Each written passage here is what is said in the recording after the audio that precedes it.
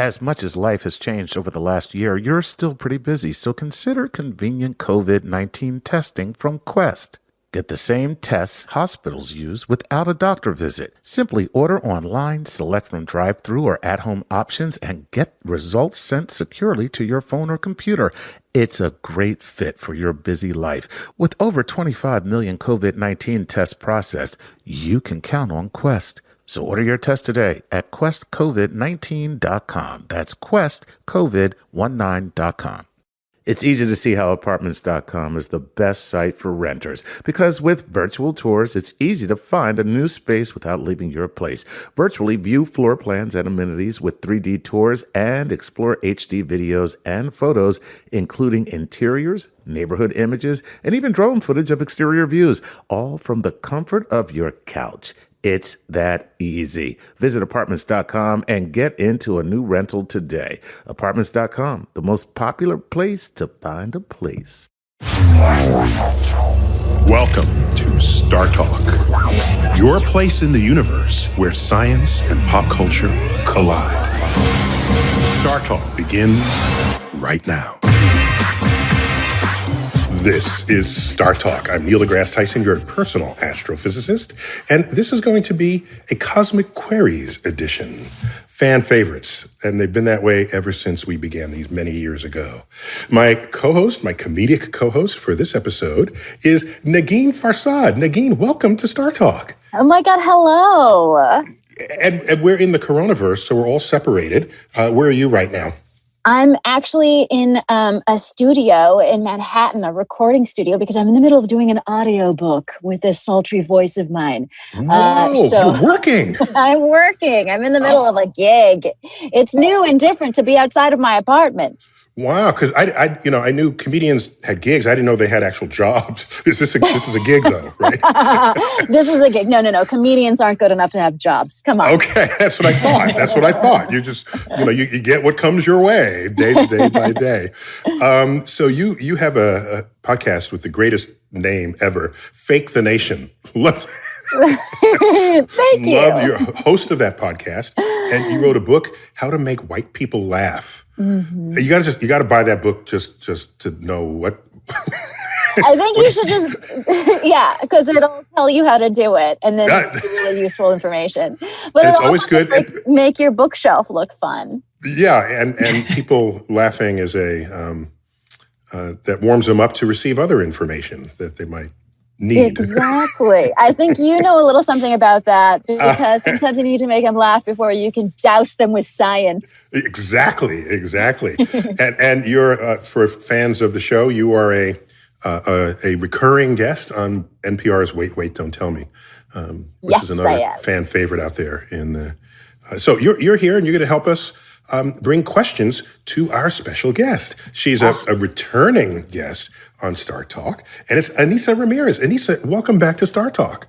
Hey, Neil, how are you? So glad to be here in the coronavirus. I know, and it's been too long. It's been years since we've had you on.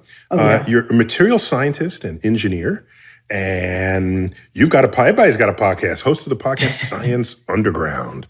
Ooh, it's not just studying caves or anything like that, is it?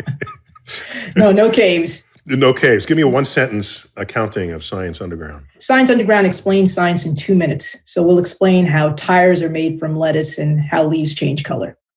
Wow. Okay. Well, I want some of that.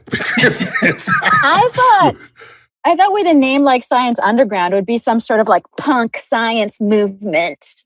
Something like countercultural, Ainissa. Yeah. So you got a ways to go there. I think. I'm working on it. Baby steps. You got to punk it up. And the reason why we caught up with you again is because you have a new book out, just published this year. And it's, I get the title right, The Alchemy of Us. This is my baby. How humans and matter transformed one another. Great title. Thank you. So when you read that book, forgive me, I haven't read it because I learned about it only just a couple of weeks ago. How will you be changed for having read this book? You're going to look at technology differently. You're going to see that it actually shaped us. Simple things like the telegraph shaped language, the light bulb is actually changing our health, and our computers are changing the way we remember things.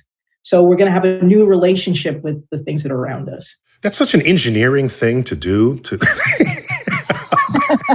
Well, good thing I'm an engineer. But I just want people to have a new approach to technology. We're wowed by them, and that's perfectly fine.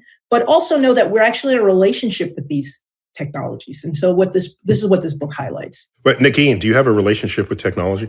I mean, Keep it in that I clean. have to stare at a screen like all the time. Yeah, I have a love-hate relationship with technology. I'm one of those people that like wishes I died before computers. Like I was born too late. Wow. So Ainissa, is there an age threshold below which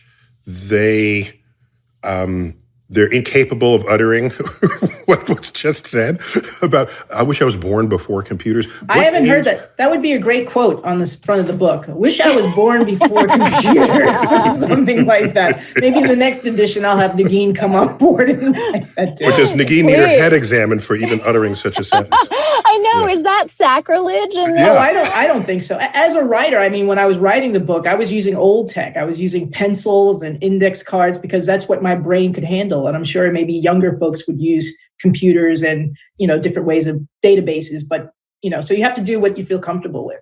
Wow. Oh, remember when we used to all have handwriting? What's that?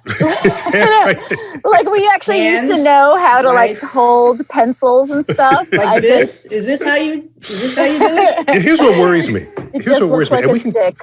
I don't think computers started this issue, okay? Mm-hmm. Before printing, the printing press, everything was handwritten. And so handwriting was an art, and you would have illuminated manuscripts with artwork on the side. Mm-hmm. And then you could write a word in a scripty way to convey an emotion beyond just the pure definition of the word. Right. So writing itself was a multidimensional mode of communicating. Then you had a printing press. Now letters just get stamped. Okay. Right. And now you can flourish them. And then, so that took that out. And now people forgot or lost how to communicate emotions. So now you have emojis. Right. Well, that's one of the things I discuss in The Alchemy of Us, that we're actually losing our ability to empathize because as you're talking about, these different layers of communication that we use are being removed as we move from the printing press to our computers today. And what we need to look at each other and also be able to communicate with our body language. So I'm totally on board with what you're saying. Wait, we have to actually look at each other? What? Did you say something? Sorry, I was texting when you said that.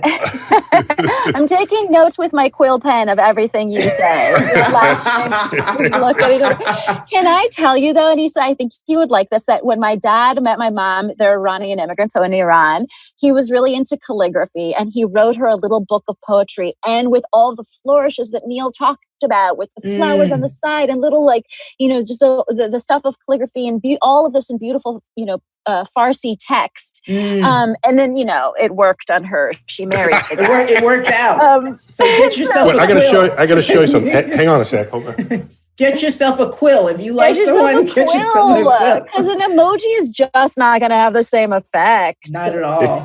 Oh, wait a minute. Do we have a collection? Hold on. So I love calligraphy and quill pens, and so I have a whole supply of them. Oh, my God. Just for the the emergency case where you need to. Listeners, we're looking at a bunker's worth of feathered quill pens in Neil's office. I'm ready for the coronavirus when all printing presses are down. That's right. He's making his own ink. So, Negin, you collected questions for this Q&A, for this Cosmic Queries. Should we get into what was the theme? Was it just technology in modern times? Technology and how it's connected to humans. Well, let's do that. So all these questions will be for Ainissa. Occasionally people slip in something where I can jump in, but basically there were plenty of questions that were for you, like dark matter. I was like, I know who's going to answer that one. So go for it. I'm going to start with a question from a Patreon listener. Elaine asks, has technology affected our biology, like our actual biology? Ooh, I like that one. It has. It has. Actually, researchers say that we are slightly taller than our ancestors. And one of the reasons, besides nutrition and water and better medicines, is actually the light. It ends up that we have two modes. We have a daytime mode and a nighttime mode. We have a growth mode and we have a rest mode. And the growth mode is instilled by blue light, which is from the sun.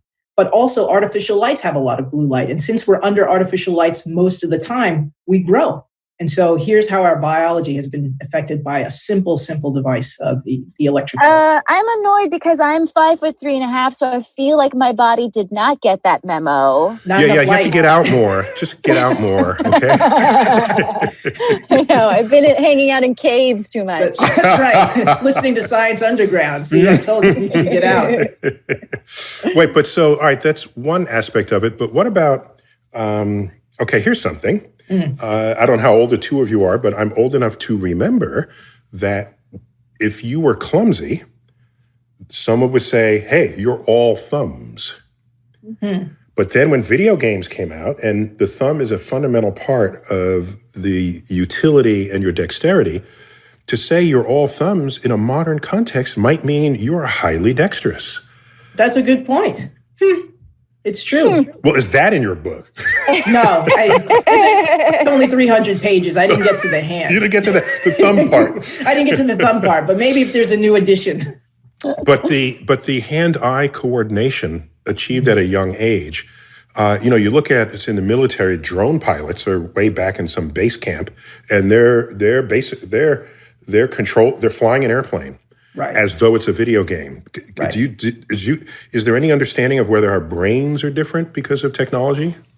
Well, what you use a lot, you enhance. So if they've been training and been doing this for some time, they will have a higher level of being able to do that than if someone just walks up and tries to fly a drone. Okay, so the whole world of video games, where parents are always complaining that the kids are spending too much time on them, they're actually training for jobs. Pretty much. But don't tell them that. We still let them off and do their homework. All right. So the future of this, I mean, you gave basic biological examples, but you can imagine a future, which everyone talks about. I don't think it's coming, but people like to talk about, where they inject a chip into your brain. Right. So you merge the biology and the technology into one functioning entity, because it's just electrochemical. Do you see that as an inevitable step into the future? That's what scientists would like. Whether it's a good idea or not, that's still something that's for debate. But I do know, without even including the chip, our brains are actually being rewired by the internet.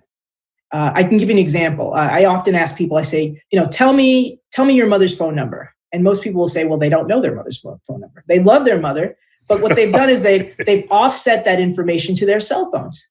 But I remember my childhood phone number. So because of the internet, because of its pervasiveness and the fact that we can have access to it all the time, our memories have changed. We don't remember what the information is, but where the information is. So we've already been rewired. Einstein is rumored for having said, never memorize anything that you can just look up. Why isn't Apple using that in their advertising? Einstein was born too early. Yeah, too early. Hey, you should switch. Wait, we should have really been an exchange. This was all messed up.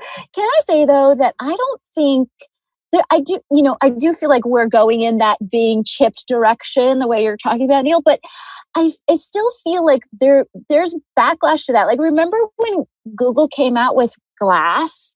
And at first everyone's like, ooh, Glass. But then immediately, once started people wearing them, people called those wearers glass holes. You guys remember this? Wow. Yeah. Wow. And there was a backlash. People were like, no, don't merge your body. Like, don't have a thing on your body that does the thing. And so I feel like people, they have some limits. So what you're saying is that not to put words in your mouth, but you're saying, if you remember me because you had to look me up in your database, then the pretense that you have some fond thoughts about our last encounter are false.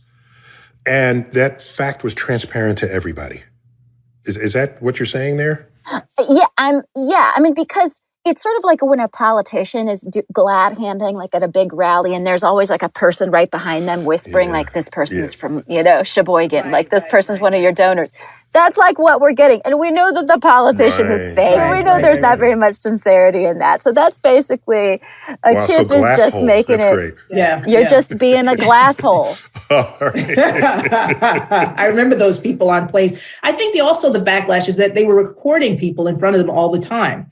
And you wanted to be able to have control over your image being captured all the time and being lifted up into the cloud. So it was both those things. It was, having these fake interactions, but also you stealing my likeness for whatever use. Okay, so how about this then? Like in the movie Avatar, where the aliens, the life forms there, had like these USB ponytails, right? And they would plug it into like the right? They plug it into stuff and it would connect and then they would be able to communicate. And so if we had like a USB port and we plugged in the internet so that we can gain immediate access to information.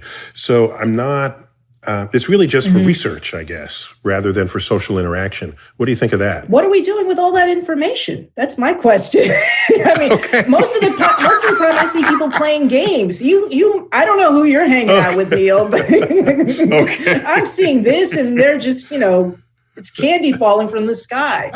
So if people are actually going to use that information to do something and to create, I'm all for it because you have access to the entire planet. But we don't use the internet in a way that's actually meaningful. So that's the thing I push back with. I play this game with my friends called the Human Google, and it's essentially we have a conversation and never look anything up. What? We just try and remember. Right. We just try and remember. Is it this thing called the brain or concept. Something? Wow. So I've always wanted to introduce something similar to that, not as severe, because Negreed, you crossed over the top, there. Yeah. What I would do is you say, if an argument begins, someone usually quickly goes to their Google search, and I say, no, we should argue this for at least 10 minutes, forcing you to get to dredge memory, to figure stuff out, and you get to learn that whoever is the loudest isn't always the one who's correct. So you calibrate people's capacity to argue based on what they think is true. This is very useful. No, that's great. Because if you don't practice that, you're going to lose that ability. That's what we learn about the brain. The brain is this wonderful thing. It's called plastic. It will change. If you give it a new talent, a new skill, it will enhance it. But if you stop using that skill, it will lessen. So it's Don't call my brain plastic. I mean it in a good way. hey man, your brain is plastic. It's a compliment. It's a compliment. Okay, in a good way. It's bendy. It's malleable. It can change and enhance. But if you don't use those skills, and it'll also stay in a landfill forever. That's right. Float in the ocean. Dolphins will choke on it. So, guys, we got to take a quick break. When we come back, more Q&A for Ainissa Ramirez, engineer, material scientist on Star Talk.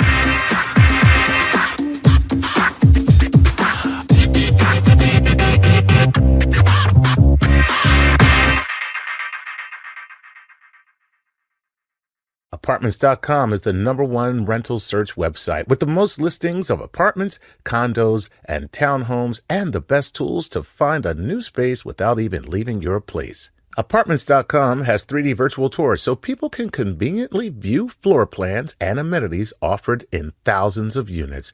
Apartments.com also has HD video, including drone footage to see exterior views, unit interiors, and neighborhood views of different communities. You can find high-res photos, including floor plans, amenities, local neighborhoods, images, and more. Plus, Apartments.com has detailed property descriptions so people can find out more about apartment communities, the range of amenities, and reviews from other renters and neighborhood information. They've helped over 40 million people find homes and have put more renters into new homes than any other site. Visit Apartments.com to find a new space without leaving your place. Exploring the secrets of the cosmos is a fascinating pursuit, but have you discovered the vast and incredible potential of your own mind? Introducing Advanced Nootropic Formula from V-Thrive, the Vitamin Shop brand. Available at vitaminshop.com or your local Vitamin Shop store. This stimulant-free formula supports cognitive function, neuron development and repair, and brain-derived nootropic factor to promote the survival of existing neurons and encourage growth of new synapses. Non-GMO Advanced Nootropic Formula features clinically studied ingredients like Synapsa for peak cognitive performance, Cognizant for mental energy, focus, and attention, and clinically proven in extras so you can stay extra sharp. In fact, you may experience an improvement in alertness for up to 5 hours.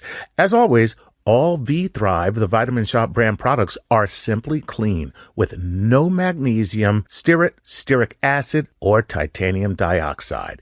Advanced Nootropic Formula comes with a quality promise you can trust with ingredient purity and potency verified by independent third-party labs.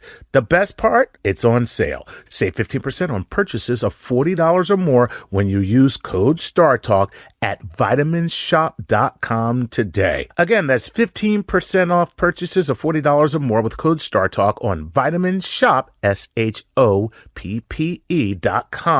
to expand your mental universe today.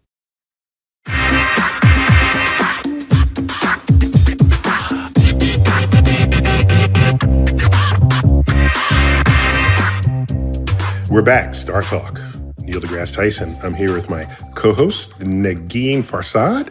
Negin, welcome to Star Talk. What do you tweet, I presume? What's your Twitter handle? My Twitter handle is at Negin Farsad, a name that is both easy to pronounce and spell. That is NEGINFARSAD on the Twitters. Negin I Farsad. say things. Excellent, excellent. And Ainissa, you're our special guest today. It's not often we have an engineer on the program. It's great to have I have more scientist friends than engineering friends. Nothing against you and your kind. But we're a special kind. Special kind. So we're discussing the ideas that are explored in your book. Give me the full title again here. It's called The Alchemy of Us: How Humans and Matter Transform One Another. That's a brilliant title. Can you see the cover kind of looks like the periodic table? This is a wink to you. Oh, very nice. Yeah. Very nice. AU, that would be gold. Hey, that's what I'm talking about. You're talking nerdy to me. AU Orium for gold. That's right. I feel alienated. I just want you both to know. Did we just leave you out of that? No, we're back. We will drift back, but only when we feel like it. Okay. So this is Cosmic Query. So Negin, you got another question for Ainissa? I do. We're going to take another question from a Patreon listener. Richard Russo asks, what would you say was the single greatest advancement in technology that propelled us further than any other? I love that question. Ooh. Yes. Oof. It's a tough one. That is a tough one. And it's really down to opinion. And so as a material scientist, I would probably say steel. Steel allowed us to have railroads so that we can connect this huge country. Steel also allowed us to have tall buildings with skyscrapers. Before steel, buildings were no taller than 9 stories tall. So those two things, the railroads, skyscrapers, department stores, that's commerce. This small material made all this made this economy grow. So that would be my vote. So you couldn't build taller buildings because the structural integrity of what was used before, bricks and things, that's right, would not support the weight. You could use stone, but the rooms on the first floor would be very, very small because you needed a lot of stone to hold up all of that weight. But steel I live in a building where it's a stone building, and is that right? I look at the blueprints for every floor as it gets higher and higher. And in my apartment line, I say, "Hey, wait a minute! They got more space than we do." It's not their fault; it's architecture. But we have really thick walls, and you can't hear the neighbors, so it works out great. Yeah. Free war. So, how about you, Negin? What would you think is the most important? Oh my gosh! I mean, I was. That steel thing really. By the way, when was steel created? Yeah. When do we date that? Steel's been around for a while. I would say the late 1700s. But the way to make a lot of it was in the 1850s. That was Henry Bessemer. Right. So then there was all this stuff that happened before the 1850s. And all this advancement, I guess, I mean, you sort of mentioned this before, Neil, but the printing press, I feel like that's a big one, because people were like, oh, let's form a government. How would people even know what our Constitution is? We'll print it. We've got this printing press, right? And then are we just going to hand them out? Like brochures. What's a brochure? And everyone was learning. Yeah. What's a newspaper? Well, so I feel like that was a big one.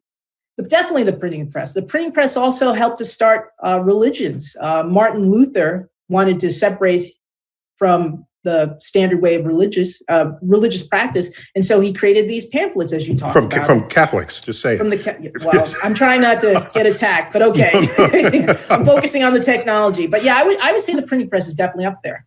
I can say you're both wrong. I go way back. I'm a way back guy. Okay. I'm going to say the wheel and axle. Oh, man. Ooh. Tell me why. Well, because then you can move stuff. You can build stuff. What is this wheel? I haven't been outside. So, don't. Okay. Imagine life before the wheel and life after the wheel. You would say, hey, I'm living in the future. Look what I can do. As someone who has to stroller a baby through the streets of New York, the wheel does not always hold up against potholes. Oh, okay. So well, in terms I think of caveman invention, had worse than potholes in there. They didn't even have roads. They didn't have Starbucks. They didn't have anything. You're not like wheeling the way you do through like an airport terminal where it's like butter and you're just gliding through. Like that's not what it looked like for prehistoric man with their little wheels. Nick Green, you're not swaying the attitudes of Trog.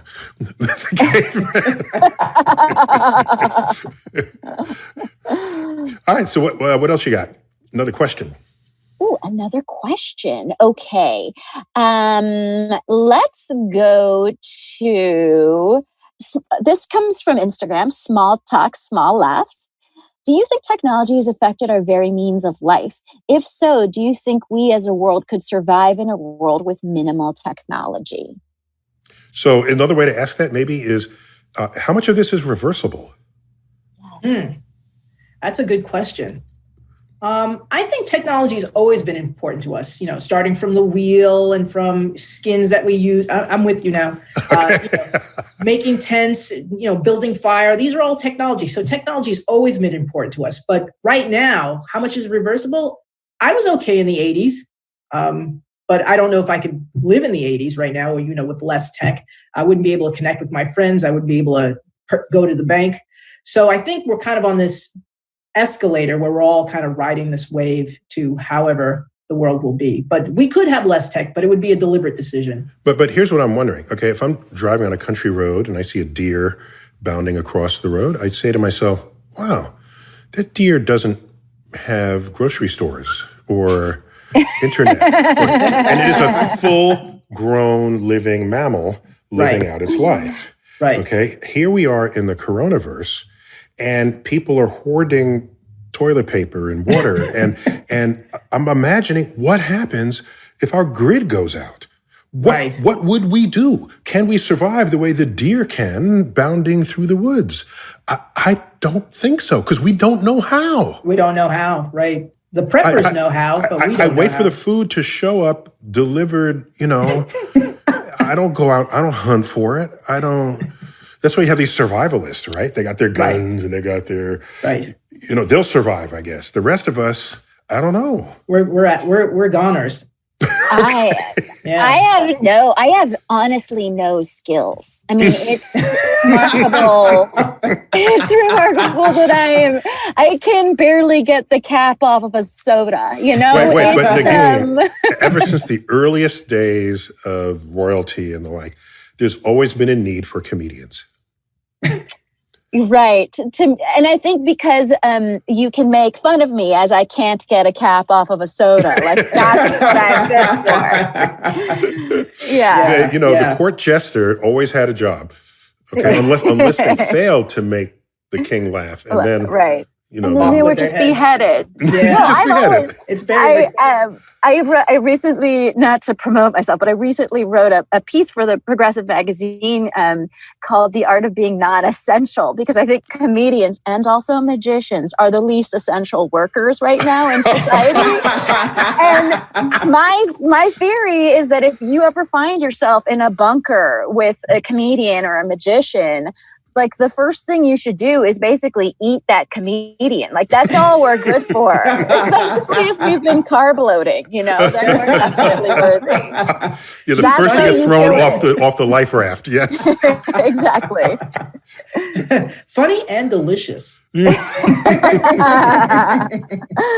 me try that funny bone. Oh, that hurt. Sorry, everybody. So you got another question for Ainissa. Another question for Ainissa. So this is also from Instagram. Thatboy.Tristan asks, we know that NASA has contributed to the public with some of their innovations intended for space. How much has technology created and innovated for a specific purpose come back around and improve everyday life? Something NASA made, has it come back and made our lives better? Well, I don't have an example for NASA, but DARPA made the internet, and they made that as a way for scientists all over the world to communicate with each other, to send this crazy thing called email. And then it became a way to shuttle information. And now we know the internet. So it was for a specific use for a small population for scientists. And now everybody uses it and relies on it. So DARPA, the defense. Yeah, I don't know the meaning of that acronym. I just know it is DARPA, but it's definitely part of the Department of Defense. The Defense Advanced Research Projects Agency or something, right? So they have a budget where they only fund things that are kind of out of the blue and have a low chance of succeeding, because you need to risk takers out there to high risk but high return.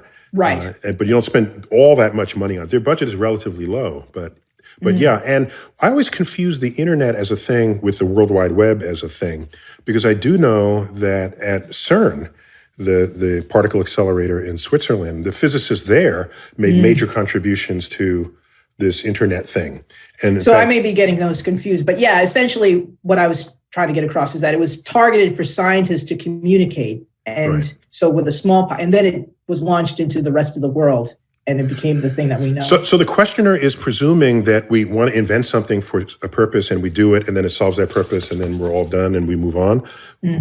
Okay, so I got one for you. If we're throwing this into the pot, in the Second World War, we learned that microwaves might be very good as a means of communicating over long distances. And in one of the chambers where they're experimenting with microwaves, someone, as the rumor has it, they had left out a chocolate bar. And when they hit a frequency of microwaves, it melted the chocolate. And they said, what? Huh? And then that guy was like, hold on, let me go get a Hot Pocket and see if it works. Exactly. Oh, let me invent the Hot Pocket. He invented the Hot Pocket. And then go see if I can. Now, see how our life has benefited from these things? So out of that concept came, of course, the contained microwave oven. And the microwave oven exists not because anyone tried to invent it. It exists because we saw the off-ramps from what it is working with microwaves to begin with. But my favorite example here is a physics professor of mine from college who specialized in the study of molecules in space. And he discovered a new physics phenomenon called magnetic resonance, nuclear magnetic resonance, where the nucleus of an atom would vibrate in a way depending on what kind of energy you passed across it. And that correlation was not previously known. And he won a Nobel Prize for it, nuclear magnetic resonance. Then a medical technician said, wait a minute, if one nucleus vibrates this way and another vibrates a different way, maybe I can make a cavity, and then we can identify what atomic nuclei are in the thing that you put in the cavity? And thus was born the MRI, the magnetic resonance imager in hospitals. Nice. Because now you can image things, you can image soft tissue that X-rays could not. That's and awesome. Of course, the original name of it had one of the N words you're not supposed to use, like nuclear magnetic resonance. Yeah. Can't use that N word. I got so scared for a second. So they took out the N, and now it's a magnetic resonance imaging, the MRI. But the full expression of that would be nuclear magnetic resonance imaging. But no one would go into a cavity that has the word nuclear on it. They're too spooked.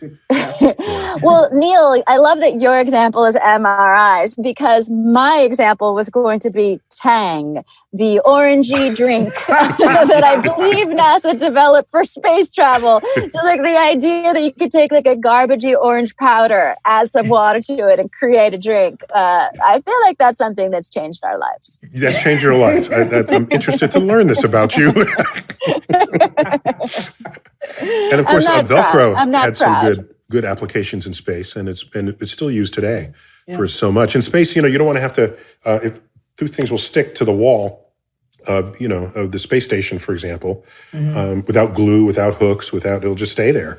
And the force required to separate it is not so large that anyone could do it. So it turned out to be quite useful. So there's a whole list of these. Yeah. In fact, there's an organization called the Space Foundation, which has the Space Technology Hall of Fame. You can just Google this, Space Technology Hall of Fame, and in there are products conceived and invented for space that have been commercialized and are making people a buck just in the open marketplace. Nice. And one of them was Temper Foam, which was designed for impact safety for the cushions, the seats in spacecraft, and now people make mattresses out of it. So yeah, we got to take another break, and when we come back, we'll have our third and final segment of Cosmic Queries, the intersection of life and technology, when we return.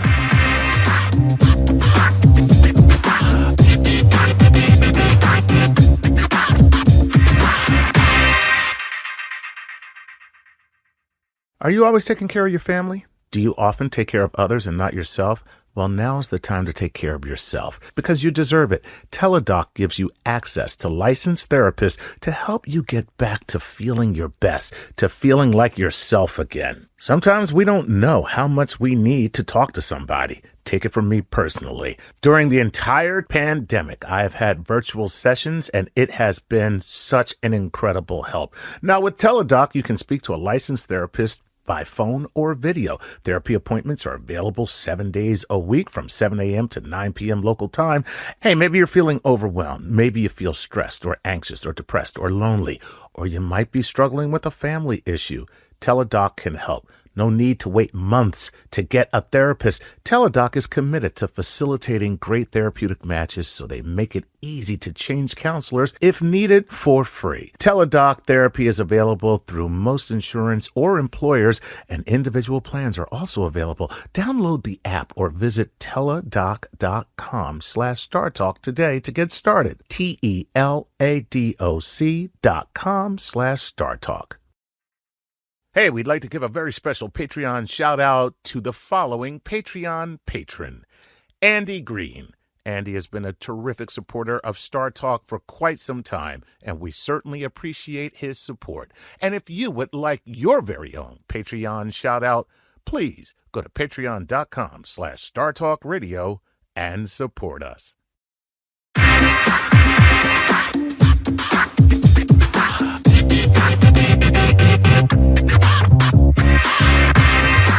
We're back. Star Talk, Cosmic Queries. And we got a good one going here because the past, present, and future is on our table. Negin Farsad, my co-host and comedian, and Ainissa Ramirez. So Negin, you got another question for her? I do, from Patrick Levy on Facebook. He asked, do you think that there will be a day when technology will divide us even more, that the rich will have the majority of it and the poor will be outcast and will not have any technology? Yeah, Ainissa, how much sociology do you get to in there? Yeah, I know. Well, I think the question is very good. I don't talk a lot about the division of society, particularly that topic, but I do think that it's going to continue to stratify us in many ways because it's a matter of access to technologies. You need money to do that.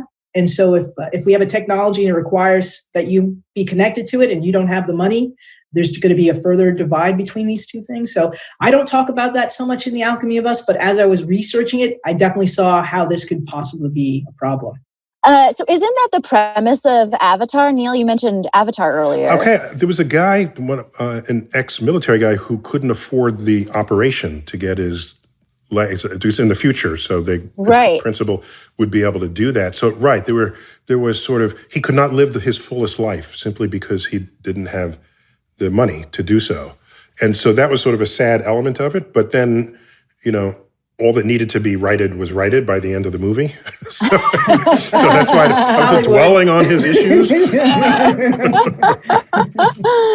Right. It's a biopic of the future. So we're all just going to have an Avatar future with blue stuff. And a quick note here, I think it was Dean Kamen who told me this. I hadn't heard it. Was it Dean Kamen? Yeah, I think it was Dean Kamen who said that initially there's a big divide between the haves and the have-nots for a new technology, but new technologies never really work well, all right? And so by the time they work really well, their price has dropped and the company gets wealthy, not because they're selling it to rich people, but because they're selling it to everyone. And so now that everyone has a cell phone, a smartphone, basically, you're not looking, they're rich, they have a smartphone. No, everybody has a smartphone. Right. And so, except for the poorest of the poor. And so I was walking the street a few months ago, before the COVID, and a homeless person stopped me. And he was laying in the street. And I said, you're Neil deGrasse Tyson? I said, yeah. And he said, yeah, I saw you on Netflix. And it was like, you're homeless in the street. How are you getting Netflix? Wow. Explain that one to me. Yeah. Their promotion's amazing. Whoever's doing marketing for Netflix, he needs to get a Nobel Prize. That's amazing. Oh, really good. Yeah, he's good. Let's see how many questions we can squeeze in. Since we've been luxuriously answering these questions, but let's see if we can speed it up. Okay, go. This one is a little bit related to what we're just talking about, but Virgil Hayward asks on Facebook, kind of a simple question, but I often wonder if we were ready for the technological era. Do you believe that we in this time are mature enough in the way we use technology? Has it been more harmful or useful? Ooh, good one. Ainissa. I don't know if it's a matter of maturity. I don't think we're fully informed. So some of the devices that have come into our lives, we didn't know that we were actually giving away some of our privacy. I think that if we knew about that to a deeper extent, then we would make different decisions. Like having those devices that record us and we can have a voice command. They're also recording us at the same time, and that information is being stored. Maybe if we knew that in much more detail, we could make different decisions. So it's not a matter of maturity. I think people are mature. I think they don't have all the information. So disclosure is a thing. Definitely. Okay. All right. But isn't there a thing where we're so addicted to our phones because we're sort of the guinea pig cohort. We don't know how to put them down or how to modulate our use of them because we're like dum-dums and it came to us. Well, they also have designed these things to be addicting. They know that our brains get fired up when we see things that give us a sense of success and award. So that's the reason why we get pulled in. So sure, we may not be the most disciplined, but it's also that the apps and the like are also taking advantage of that. So any country that wanted to take over another country, just hand them free apps that'll addict them, and they won't even know you're coming. I think that's happening. You weren't supposed to say that. Sorry, I didn't say that. You didn't say that. No. Scratch that. We'll cut that out in the edit. Yes. Okay, got another question. Another question. This is also from Patreon. Woody asks, and I love this because I have questions about conspiracy theories myself. Are 5G conspiracy theorists just Luddites, and where does their ideology fit into how technology shapes us?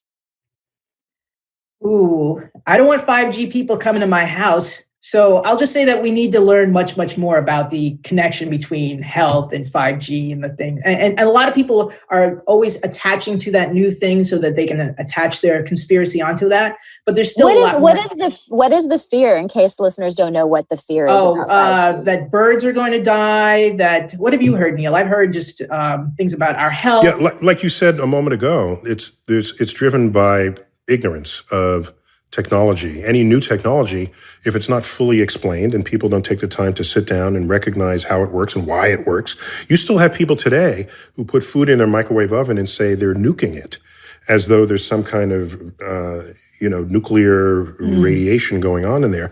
And that's not the case. It's just simple microwaves, which you use every day when you use your smartphone.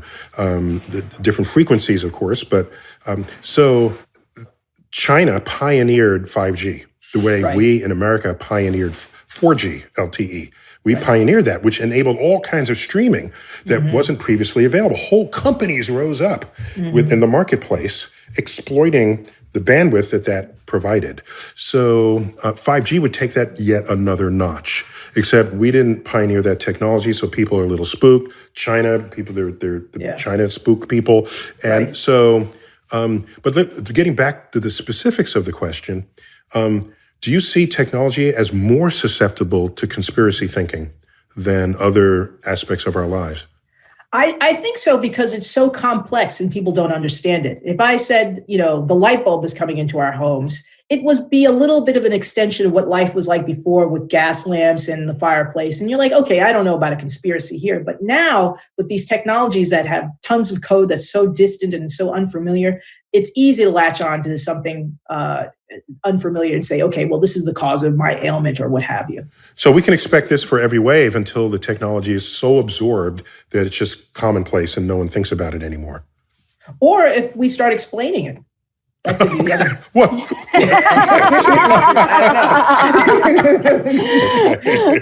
Ainissa has completely lost it. I'm sorry. That's why both sides underground. No, but also, what's weird is that if people are concerned that they're under mass surveillance or 5G is going to increase that surveillance or whatever, like, we've already sort of been under mass surveillance. So it's not crazy. It's like these conspiracy theories end up seeming kind of normal or like rational, and so it's hard sometimes, I think if you really don't know, it's hard sometimes to see the difference. If you have maps operating in real time in your car to find grandma's house, somebody is tracking how fast you're going and where you're going and where you are.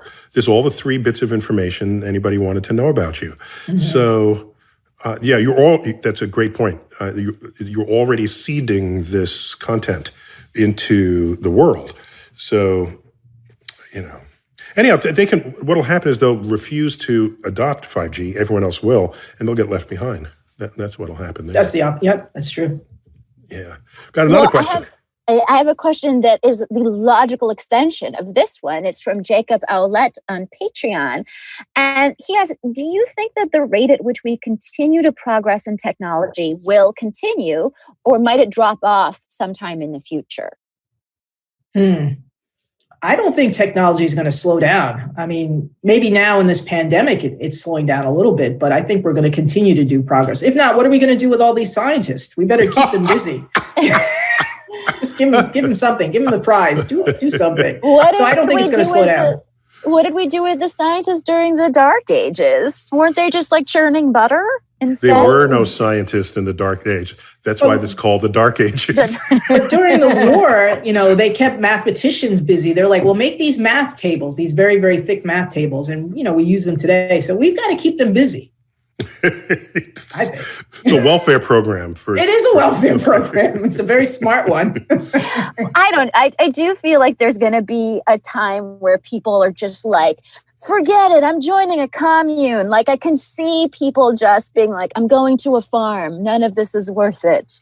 And I've never met anyone under 30. Stops. I never met anyone under 30 who came close to having that thought. But then the second they turn 31, that's what it is. They're like, boom, when the farm think about it. If you're going to say, oh my gosh, I'm overwhelmed by all this technology, young people don't think or feel that. at all. This is their life. They're not overwhelmed by it. If it is what they're forged in it. So maybe my generation's the one that's just feeling a little overwhelmed by it. And I take a break from it. Like, on Sunday, I'll just say, okay, 3 hours, I'm not going to look at my phone, just so my whole brain will come back. Yeah, just that's brave of you. I miss it the whole time. Something could happen in those 3 hours. Something can happen. You could miss a tweet. A tweet could go by. I know. What happened? Who? Oh, man. Do we have time for one more? Yeah, let's do a couple more. Yeah. Okay. So Todd Ambrose wrote on Facebook, how can we make sure that technology is used to benefit all humankind and bring us to a more peaceful and intelligent rather than dystopian society? Todd's watched some movies set in the future, and it's always dystopian. Yep. Ooh, that's a good question. Well, we can always control technology with our purchases. If we don't like the way something's going, we can not purchase it, or we can encourage other people not to purchase it. Yeah, but when bad things happen, it's not because everyone makes a bad thing happen. It's because one person makes a bad thing happen, exploiting the technology for nefarious. It's a good point. Reasons. So what should we do about that? I'm asking you. You're the engineer. I think that we should keep an eye on each other. I also think when we make technology, we often think that it's going to be used in positive ways. And we need people who do bad things to look at a technology and show us, okay, how is this going to be used in a bad way? And then put some fail safes in it to just kind of, stop that. So it's like a hackathon where... A hackathon, exactly. Yeah, if I have a secure system, I invite in the world's best hackers, see if they can hack into it. Try it. Okay, we'll fix that. There's a hole. And whoever hacks in, they get a reward.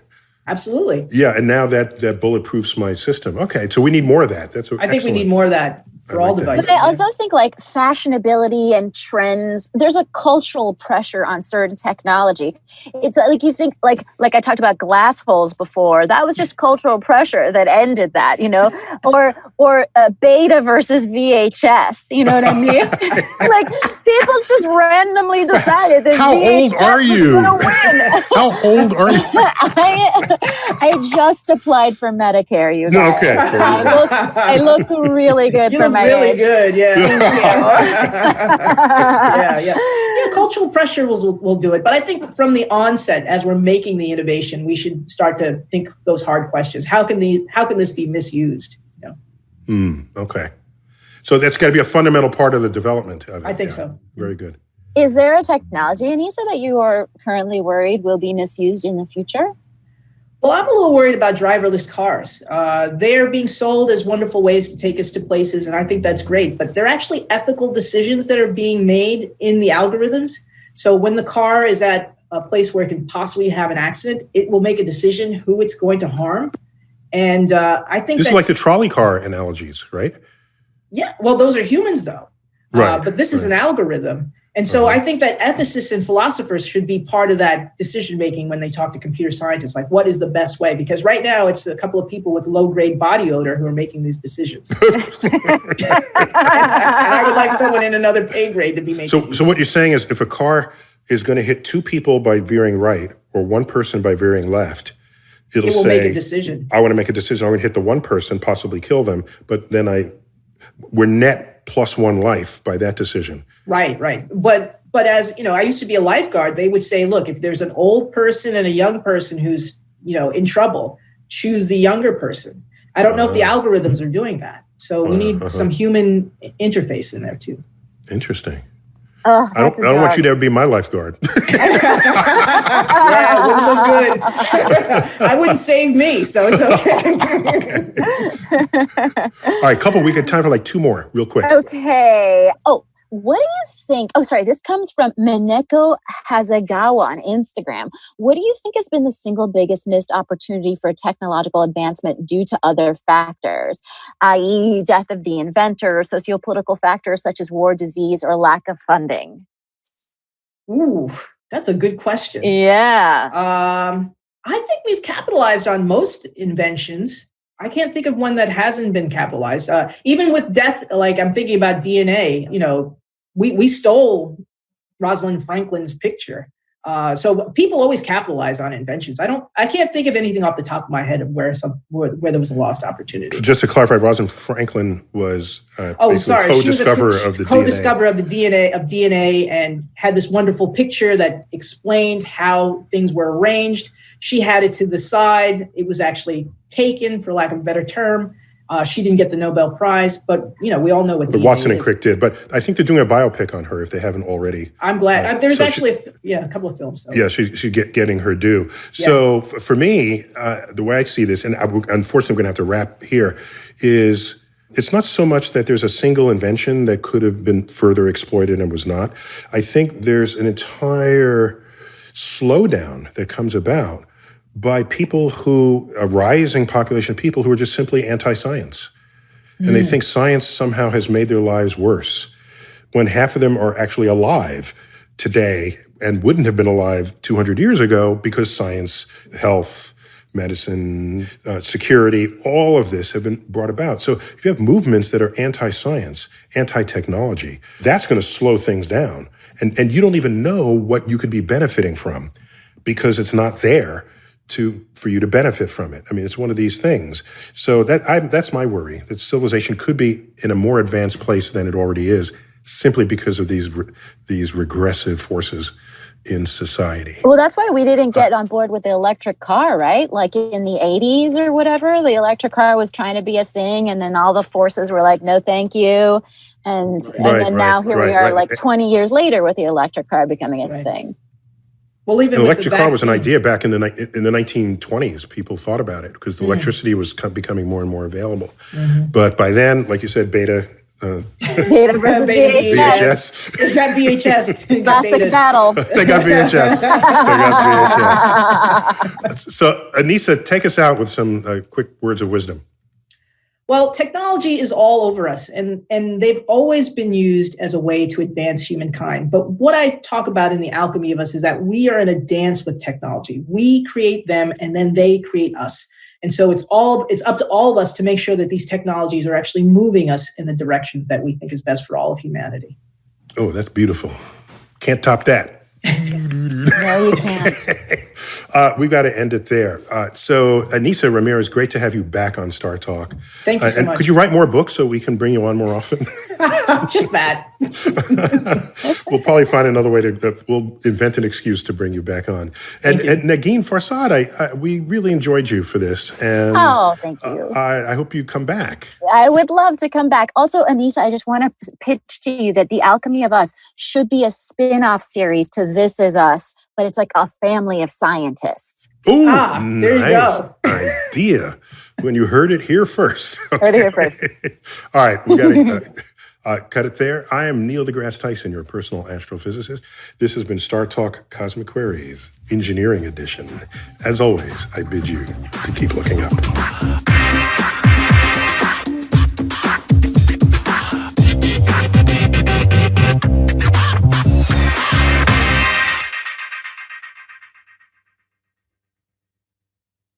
With Masterclass, you can learn from the world's best minds anytime, anywhere, at your own pace. Learn how to ace your opponent from Serena. Improve your writing skills with Neil Gaiman. Learn how to negotiate with Chris Voss. All right, those were the courses I chose, but you'll have over 90 classes to make your own choice, and they're all taught by world-class instructors. Now, of course, the master instructor, Dr. Neil deGrasse Tyson, has a masterclass of his own on scientific thinking and communication, and we all know how important that is in these times.